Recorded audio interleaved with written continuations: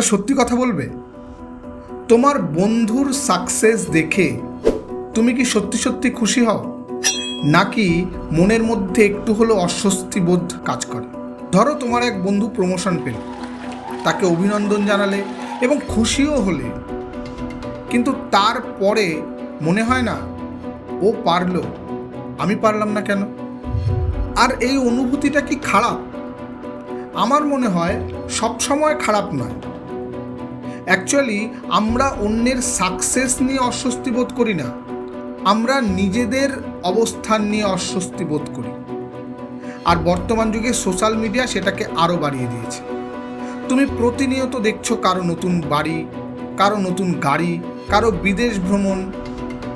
তুমি শুধুমাত্র তাদের রেজাল্টটা দেখতে পাচ্ছ, তার পেছনে যে স্ট্রাগলটা রয়েছে সেটা কিন্তু দেখতে পাওনি।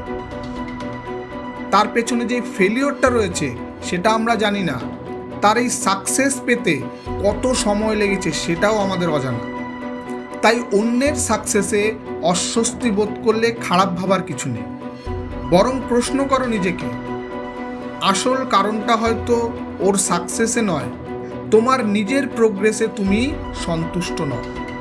তাই অন্যের সঙ্গে কম্পিট না করে নিজের পরবর্তী স্টেপটা কী হবে সেটা ঠিক করো।